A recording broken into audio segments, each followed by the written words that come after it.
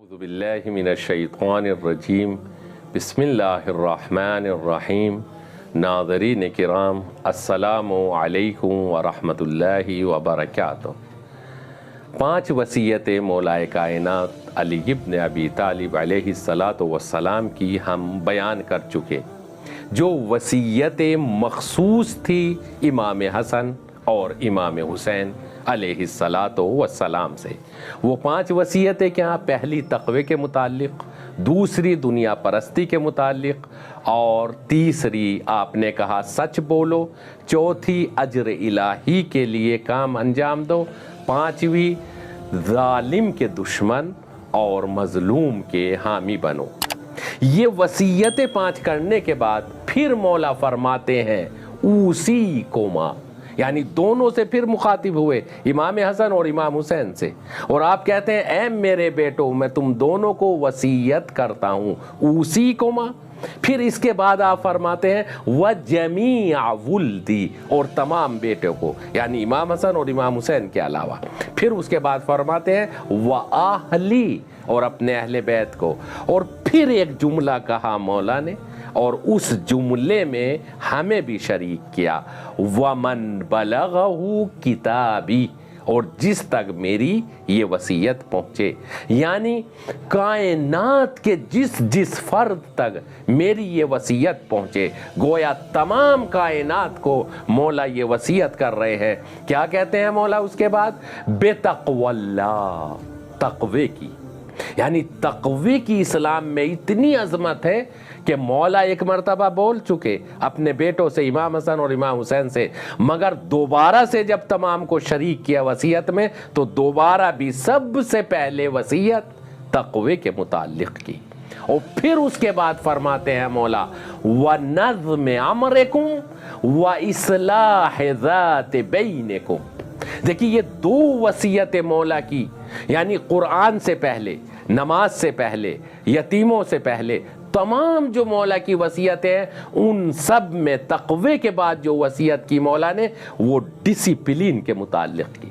مولا فرماتے ہیں وَنَظْمِ عَمْرِكُمْ، ڈسپلین اختیار کرو، اپنے امور کو نظام کے ساتھ انجام دو۔ اللہ اکبر، یعنی اس ڈسپلین کی، اس نظام کی، اپنے امور کو نظم و ضبط کے ساتھ انجام دینے کی کتنی بڑی اہمیت ہے۔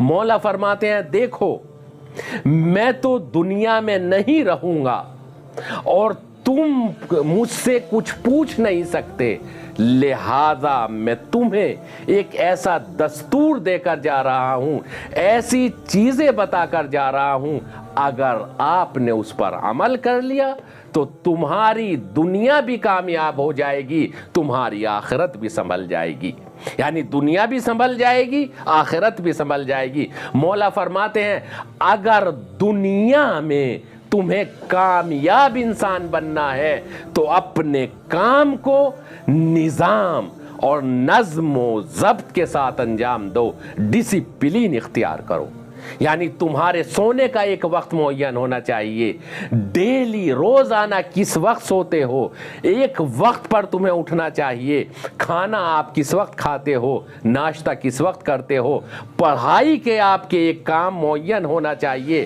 ایک وقت آپ کے کھیلنے کا معین ہونا چاہیے، دوستوں کے ساتھ بات چیت کا وقت معین ہونا چاہیے۔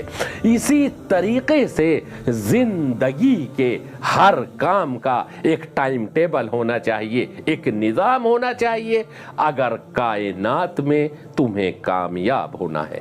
اب آپ دیکھیں کہ جو انسان کائنات میں کامیاب ہوئے ہیں، آپ ان کی زندگی کا، ان کی لائف کا مطالعہ کیجئے، پتہ چلے گا کہ جو کامیاب ہوئے ہیں دنیا میں لوگ، وہ اپنے کام کو نظام کے ساتھ انجام دیتے تھے۔ میں ایک شخصیت کا نام آپ کے سامنے پیش کرتا ہوں، امام خمینی رضوان اللہ تعالی۔ جب ہم نے آپ کی زندگی کا مطالعہ کیا تو پتہ چلا کہ آپ اپنے امور کو نظم و ضبط کے ساتھ انجام دیتے تھے۔ کس نظم و ضبط کے ساتھ؟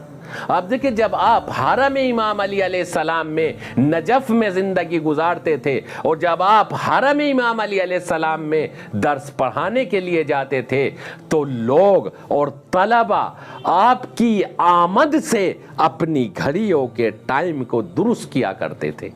آپ دیکھیں اب سے چند سال پہلے اس زمانے میں موبائل نہیں تھے اور گھڑیے اگر آگے پیچھے ہو جائے تو ان کے ٹائم کو اور وقت کو کیسے درست کیا جاتا تھا؟ دوسرے سے پوچھ کر۔ لیکن آپ وقت کے اتنے پابند تھے کہ طلبہ بھی آپ کے، اسٹوڈنٹس آپ کے جب آپ آتے تھے آپ کی آمد سے اپنے وقت کو درست کیا کرتے تھے، یعنی 1 منٹ نہ پہلے جاتے تھے اور نہ بعد میں جاتے تھے، جو وقت ہوتا تھا اس پر جاتے تھے۔ دیکھیں امام خمینی رضوان اللہ تعالی جو کامیاب ہوئے اپنی زندگی میں، آپ کا انقلاب جو کامیاب ہوا ہے تقوی، ایمان باللہ، توحید پرستی اور شجاعت اور استقامت، یہ اپنی جگہ پر، مگر اس کے علاوہ جو آپ کی کامیابی میں ہاتھ ہے وہ ڈسپلین کا ہے، وہ نظم و ضبط کا ہے۔ لہٰذا ہمیں چاہیے کہ اپنے امور کو ڈسپلین کے ساتھ انجام دیں، نظم و ضبط کے ساتھ انجام دیں، اگر ہمیں اپنی زندگی میں کامیاب ہونا ہے۔ والحمدللہ رب العالمین، والسلام علیکم ورحمۃ اللہ وبرکاتہ۔